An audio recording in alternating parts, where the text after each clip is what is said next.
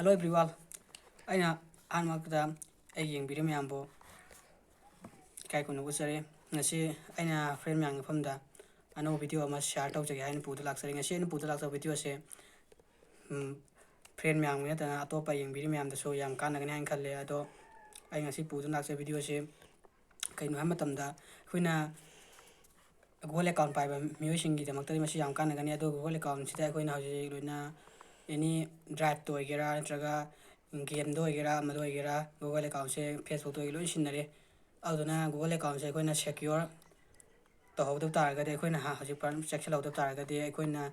akoi daga ba akoi ki maru ba video photo agi document kya ma Google account da hamnare masi koina secure hodo targa de loina mak mangki gani ado masidagi matau kamna kan gede ha ba do hoji hai jarake do Google की site की अनोब rule अमा हंदक हपकत्रे अदो HYBE rule अदो कइनो हमतमदा अखोई email account दो अखोइना कनागुमा phone अमा तंत्रगा अदोंगी device तंत्र अनोबा न्यू फोन अमादा अखोइना हांग मतमदा कइगुम्बा पासवर्ड खंगसो नंबर खंगसो अकाउंट यूजर नेम खंगसो यादबम यावरे कइनो हमतमदा अखोइना मदुगी रूल दि कइनो अखोइना हमतमदा सिक्योर मतुंगिना अखोइना अकाउंट हांग मतमदा अखोइना पासवर्ड नम्मा चुमसो अखोइना अखोई नंबर हाकिब नंबर Google हांग मतमदा हाकिब नंबर दा OTP अमा थागनेबा हाइदि मेसेज अमा अदो मेसेज तो नमदा तारगदे अखोइना वेरीफाई तौबे अखोई अकाउंट सिनबा यारोय अखोई पासवर्ड खंग तारगसो अदुगा अकाउंट हाइबदि पासवर्ड तुन तब तारगसो कॉल लोइन तोहन बियाय नत्रगना अखोई येस हाइ बटन अतोबा फोलमदा अखोइना अकाउंट सेट तौले तारगदे येस हाइ बटन नमगा अदुम वेरीफाई तौबे अदुन तब तारगदे अखोइना हाइबा अकाउंट सिंग दो अमति यारोय कोई मासी की प्रॉब्लम से थोक तना गिदमक्ता अखोइना कइगुम्बा ईमेल दा हाकिब नत्रगा Google account दा हाकिब नंबर दो अखोइना कइगुम काव खिब तारगसो अखोइना मतौ करमना कई हाइब नंबर दा अखोइना चेंज तथोकदगे अखोइना अखोइगी फोन दा यावरिङै मतमदा चेंज तथोहौगदगे हाइबदो ai होसि मतंग स्टेप बाय स्टेप तक चलके तो ना होसि रागे तो अखोइना Gmail दा हाकिब नंबर दा अखोइना मतौ करम चेंज तथोकदगे हाइबदो अखोइ होसि मथंग मथंग ताकलागे हा मतमदा Google संबिरो दुगा सिदा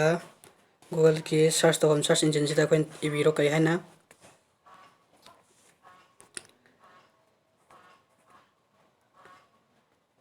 sign in Google account hani biro ऐसे नेट हंगम देखो साव यादे तो ये नेट हंग तो रहे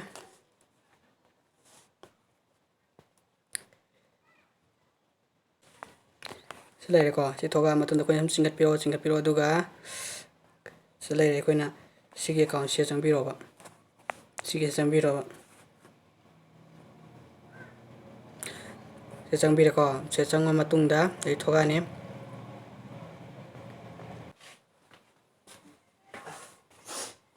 si thoge sige page si thok pa dai de ko na je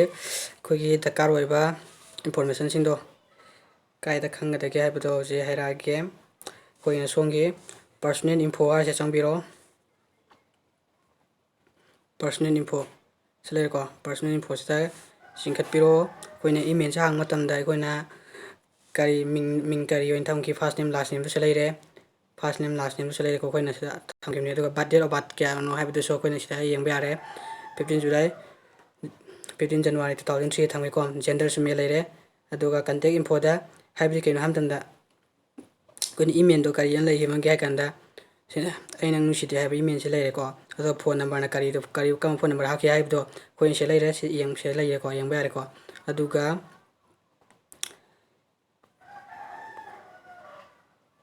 aduga matau kam nai koina number se haphogadagi atopa ama haphogadagi change tawgadagi haibado hairage songi data and private changbiro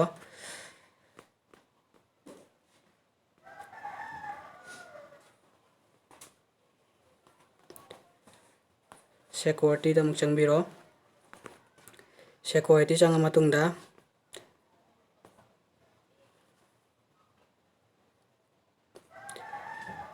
selai reko ꯑꯩꯈꯣꯏꯅ security ꯆꯪꯉ ꯃꯇꯨꯡꯗ ꯑꯩꯈꯣꯏꯅ select ꯇꯧ ꯍꯧꯖꯤꯛ ꯁꯤꯒꯤ recovery phone number ꯍꯥꯏꯁꯤꯗ ꯑꯩꯈꯣꯏꯁꯤꯗ recovery email ꯍꯥꯏꯁꯤꯁꯨ ꯃꯐꯝꯁꯤꯗ ꯑꯗꯨꯝ ꯑꯩꯈꯣꯏꯅ ꯑꯇꯣꯞꯄ ꯑꯩꯈꯣꯏꯒꯤ ꯃꯥꯡꯈꯤꯕ ꯏꯃꯦꯜꯗꯣ ꯑꯩꯈꯣꯏꯅ ꯁꯤꯗ ꯑꯩꯈꯣꯏꯅ ꯔꯤꯀꯣꯕꯔ ꯇꯧꯍꯧꯕ ꯌꯥꯔꯦ ꯑꯗꯨꯒ ꯐꯣꯟ ꯅꯝꯕꯔꯁꯤ ꯑꯇꯣꯞꯄ ꯑꯩꯈꯣꯏꯒꯤ ꯍꯥꯟꯅ ꯆꯠꯇꯕ ꯅꯝꯕꯔꯗꯣ ꯑꯩꯈꯣꯏꯅ ꯑꯆꯠꯄ ꯅꯝꯕꯔꯗ ꯆꯦꯟꯖ ꯇꯧꯒꯦ ꯁꯤꯗ ꯔꯤꯀꯣꯕꯔꯤ ꯐꯣꯟ ꯅꯝꯕꯔꯁꯤ ꯆꯪꯕꯤꯔꯣ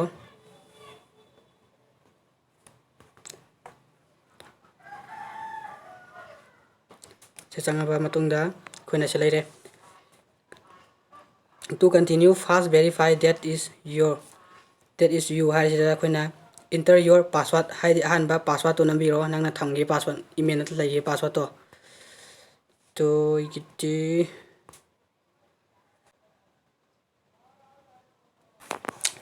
ꯁꯤ ꯊꯣꯛꯑꯦꯀꯣ ꯑꯩꯈꯣꯏ ꯐꯣꯇꯣꯁꯦ ꯊꯝꯒꯦ ꯑꯗꯣ ꯁꯤ ꯊꯣꯛꯑꯦ recovery phone number your recovery phone is used to reach you in case we detect unusual activity in your account you accidentally get locked ꯇꯧꯈꯤꯕ ꯇꯥꯔꯒꯗꯤ ꯍꯥꯏꯕ ꯅꯝꯕꯔꯗꯣ ꯑꯩꯈꯣꯏꯅ ꯃꯇꯧ ꯀꯔꯝꯅ ꯑꯦꯗ ꯇꯧꯒꯗꯒꯦ ꯍꯥꯏꯕꯗꯣ ꯁꯤꯗ ꯍꯥꯏꯔꯛꯑꯒꯦ ꯁꯤꯒꯤ add recovery phone ꯍꯥꯏꯁꯤꯗ ꯆꯪꯕꯤꯔꯣ ꯁꯤ ꯆꯪꯉꯤꯀꯣ ꯁꯤ ꯆꯪꯉ ꯃꯇꯨꯡꯗ ꯍꯥꯟꯅꯒꯤ ꯅꯝꯕꯔꯁꯤ ꯂꯩꯔꯦꯀꯣ ꯑꯗꯣ ꯍꯧꯖꯤꯛ ꯑꯅꯧꯕ ꯅꯝꯕꯔ ꯑꯃ ꯌꯨꯁ ꯇꯧꯒꯦ ꯍꯥꯏꯇꯥꯔꯒꯗꯤ ꯑꯩꯈꯣꯏꯅ ꯁꯤꯒꯤ ꯌꯨꯁ ꯑꯅꯥꯗꯔ ꯅꯝꯕꯔ ꯍꯥꯏꯁꯤꯗ ꯅꯦꯛꯁ ꯆꯪꯕꯤꯔꯣ ꯅꯦꯛꯁ ꯆꯪꯉ ꯃꯇꯨꯡꯗ ꯁꯤꯗ ꯅꯝꯕꯔ ꯑꯃ ꯑꯩꯈꯣꯏꯅ ꯍꯥꯞꯄꯒꯦ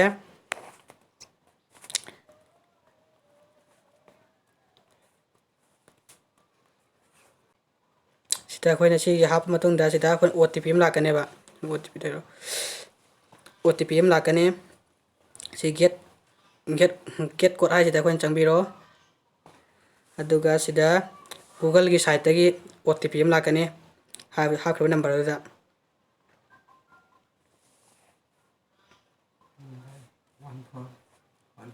143767 ꯍꯥꯏꯕꯁꯤ OTP ꯁꯤ ꯂꯥꯛꯑ ꯃꯇꯨꯡꯗ ꯑꯩꯈꯣꯏꯅ ꯚꯦꯔꯤꯐꯥꯏ ꯍꯥꯏꯁꯤꯗ ꯍꯧꯖꯤꯛ ꯍꯥꯞꯄ ꯂꯣꯏꯔꯦꯀꯣ ꯑꯩꯈꯣꯏꯅ ꯁꯤ ꯂꯩꯔꯦ ꯍꯥꯞꯄ ꯂꯣꯏꯔꯦ ꯁꯤꯒꯤ ꯑꯩꯅ ꯍꯥꯞꯈꯤꯕ 98637391175 ꯍꯥꯏꯕꯁꯤ ꯅꯝꯕꯔꯁꯦ ꯍꯥꯞꯆꯟꯈ꯭ꯔꯦꯀꯣ ꯑꯗꯩꯗꯤ ꯑꯩꯈꯣꯏꯅ ꯍꯌꯦꯡ ꯖꯤꯃꯦꯜꯗꯣ ꯑꯩꯈꯣꯏꯅ ꯁꯤꯒꯤ ꯅꯝꯕꯔꯁꯤꯗ ꯑꯗꯨꯝ ꯑꯩꯈꯣꯏꯅ OTPꯗꯣ ꯂꯥꯛꯍꯟꯕ ꯌꯥꯔꯅꯦꯕꯀꯣ ꯑꯗꯨꯅ ꯁꯨꯃꯥꯏꯅ ꯑꯩꯈꯣꯏꯅ ꯑꯦꯀꯥꯎꯟꯗ ꯑꯩꯈꯣꯏꯅ ꯁꯨꯃꯥꯏꯅ ꯅꯝꯕꯔꯁꯦ ꯑꯩꯈꯣꯏꯅ ꯃꯥꯡꯈꯤꯕ ꯇꯥꯔꯒꯁꯨ ꯅꯝꯕꯔꯁꯦ ꯁꯨꯃꯥꯏꯅ ꯑꯩꯈꯣꯏꯒꯤ ꯐꯣꯟꯗ ꯌꯥꯎꯔꯤꯉꯩ ꯃꯇꯝꯗ ꯆꯦꯟꯖ ꯇꯧꯍꯧꯗꯕ ꯇꯥꯔꯒꯗꯤ ꯍꯌꯦꯡ ꯑꯩꯈꯣꯏꯅ ꯔꯤꯀꯣꯚꯔ ꯇꯧꯕ ꯃꯇꯝꯗ ꯌꯥꯝ ꯋꯥꯏꯑꯦꯕꯀꯣ ꯑꯗꯨꯅ ꯔꯤꯀꯣꯚꯔ ꯇꯧꯕꯗ ꯌꯥꯕꯁꯨ ꯌꯥꯎꯏ ꯑꯗꯨꯒ ꯌꯥꯗꯕꯁꯨ ꯌꯥꯎꯋꯦ ꯑꯌꯥꯝꯕꯅꯗꯤ ꯌꯥꯒꯟꯗꯦ ꯑꯗꯨ ꯌꯥꯕꯁꯨ ꯌꯥꯎꯋꯦ ꯑꯗꯨꯅ ꯍꯧꯖꯤꯛ ꯁꯨꯃꯥꯏꯅ ꯀꯩꯒꯨꯝꯕ ꯑꯗꯣꯝꯅ ꯀꯩꯒꯨꯝꯕ ꯑꯗꯣꯝꯒꯤ ꯏꯃꯦꯜ ꯅꯝꯕꯔꯁꯤꯡꯗꯣ ꯀꯥꯎꯈꯤꯕ ꯂꯩ ꯇꯥꯔꯒꯗꯤ ꯅꯝꯕꯔ ꯍꯥꯏꯕ ꯅꯝꯕꯔꯁꯤꯡꯁꯦ ꯀꯔꯤ ꯁꯤꯟꯗꯣꯛꯆꯍꯧꯔꯣ ꯃꯔꯝꯗꯤ ꯀꯩꯒꯤꯅꯣ ꯍꯥꯏꯕ ꯃꯇꯝꯗ ꯍꯧꯖꯤꯛꯇꯤ ꯒꯨꯒꯜꯒꯤ ꯁꯥꯏꯠꯇꯒꯤ ꯑꯅꯧꯕ ꯔꯨꯜ ꯑꯃ ꯂꯥꯛꯑꯕꯅꯤꯅ ꯒꯨꯒꯜꯁꯦ ꯑꯩꯈꯣꯏꯅ ꯄꯥꯁꯋꯥꯔꯗ ꯈꯪꯉꯦꯅ ꯂꯩꯊꯣꯛꯎꯕ ꯌꯥꯗ꯭ꯔꯦ ꯀꯩꯒꯤꯅꯣ ꯍꯥꯏꯕ ꯃꯇꯝꯗ ꯑꯩꯈꯣꯏꯅ ꯂꯩꯊꯣꯛ ꯇꯥꯔꯒꯗꯤ ꯑꯩꯈꯣꯏꯅ ꯐꯣꯟ ꯔꯤꯁꯇꯣꯔ ꯇꯧꯕ ꯅꯠꯇ꯭ꯔꯒ ꯑꯇꯣꯞꯄ ꯐꯣꯟ ꯑꯃꯗ ꯑꯩꯒꯤ ꯒꯨꯒꯜꯁꯤ ꯍꯥꯡꯕ ꯃꯇꯝꯗ ꯚꯦꯔꯤꯐꯤꯀꯦꯁꯟ ꯀꯣꯗ ꯑꯁꯤ ꯌꯥꯎꯗꯕ ꯇꯥꯔꯒꯗꯤ ꯑꯩꯈꯣꯏꯅ ꯒꯨꯒꯜꯗꯣ ꯁꯤꯖꯤꯟꯅꯕ ꯌꯥꯔꯣꯏ ꯑꯗꯨꯅ ꯑꯩꯈꯣꯏ ꯗꯔꯀꯥꯔ ꯑꯣꯏ ꯃꯔꯨꯑꯣꯏꯕ ꯗꯣꯀꯨꯃꯦꯟ ꯀꯌꯥ ꯑꯃ ꯃꯥꯡꯕꯒꯤ ꯆꯥꯟꯁ ꯌꯥꯝ ꯋꯥꯡꯉꯦ ꯑꯗꯨꯅ ꯍꯥꯏꯕꯁꯤ ꯇꯧꯕꯤꯌꯣ ꯑꯗꯣ ꯉꯁꯤꯒꯤꯗꯤ ꯃꯇꯥꯡ ꯑꯁꯤ ꯂꯣꯏꯁꯤꯜꯂꯒꯦ ꯑꯗꯣ ꯉꯁꯤꯒꯤ ꯚꯤꯗꯤꯑꯣꯁꯤꯅ ꯀꯩꯒꯨꯝꯕ ꯅꯨꯡꯉꯥꯏ ꯍꯥꯏꯅ ꯇꯥꯔꯒꯗꯤ ꯑꯩꯒꯤ ꯆꯦꯅꯦꯜ ꯑꯁꯤꯕꯨ ꯁꯕꯁꯀ꯭ꯔꯥꯏꯕ ꯇꯧꯕꯤꯗꯨꯅ ꯁꯤꯌꯔ ꯇꯧꯕꯤꯗꯨꯅ ꯁꯕꯁꯀ꯭ꯔꯥꯏꯕ ꯇꯧꯕꯤꯔꯝꯃꯣ ꯑꯗꯣꯝꯒꯤ ꯐ꯭ꯔꯦꯟꯁꯤꯡꯗ ꯍꯥꯏꯔꯤꯕ ꯏꯟꯐꯣꯔꯃꯦꯁꯟ ꯑꯁꯤ ꯌꯧꯍꯟꯕꯤꯗꯨꯅ ꯃꯈꯣꯏꯁꯨ ꯑꯗꯣꯝꯅ ꯐꯪꯉꯤꯕ ꯀꯥꯟꯅꯕ ꯑꯗꯣ ꯃꯈꯣꯏꯗꯁꯨ ꯁꯤꯌꯔ ꯇꯧꯕꯤꯌꯨ ꯍꯥꯏꯅ ꯍꯥꯏꯖꯔꯤ ꯂꯣꯏꯁꯤꯜꯂꯛꯄꯁꯤꯗ ꯑꯩꯅ ꯑꯩꯒꯤ ꯚꯤꯌꯨꯋꯔꯁꯤꯡ ꯃꯐꯝꯗ ꯑꯃꯨꯛꯀꯁꯨ ꯍꯟꯅ ꯍꯥꯏꯖꯔꯤ ꯑꯩꯒꯤ ꯄꯤꯛꯂꯤꯕ ꯆꯦꯅꯦꯜ ꯑꯁꯤꯕꯨ ꯑꯆꯧꯕ ꯆꯦꯅꯦꯜ ꯑꯃ ꯁꯥꯒꯠꯄ ꯃꯇꯦꯡ ꯄꯥꯡꯕꯤꯌꯨ ꯍꯥꯏꯅ ꯑꯃꯨꯛꯀꯁꯨ ꯍꯟꯅ ꯍꯥꯏꯖꯔꯤ ꯉꯁꯤꯒꯤꯗꯤ ꯃꯇꯥꯡ ꯑꯁꯤ ꯂꯣꯏꯁꯤꯜꯂꯒꯦ ꯑꯩꯒꯤ ꯆꯦꯅꯦꯜ ꯑꯁꯤꯕꯨ ꯁꯕꯁꯀ꯭ꯔꯥꯏꯕ ꯇꯧꯕꯤꯗꯨꯅ ꯂꯥꯏꯛ ꯇꯧꯕꯤꯗꯨꯅ ꯁꯤꯌꯔ ꯇꯧꯕꯤꯔꯝꯃꯣ ꯑꯗꯣꯝꯒꯤ ꯐ꯭ꯔꯦꯟꯁꯤꯡꯗ ꯃꯇꯨꯡ ꯇꯥꯔꯛꯄ ꯚꯤꯗꯤꯑꯣ ꯊꯥꯒꯠꯂꯛꯄ ꯃꯇꯝꯗ ꯑꯗꯣꯝꯒꯤ ꯗꯤꯚꯥꯏꯁꯇ ꯏꯍꯥꯟ ꯍꯥꯟꯅ ꯐꯪꯅꯕꯒꯤꯗꯃꯛꯇ ꯉꯁꯤꯗꯤ ꯂꯣꯏꯁꯤꯜꯂꯒꯦ ꯃꯌꯥꯝ ꯅꯨꯡꯉꯥꯏꯅ ꯂꯩꯕꯤꯌꯨ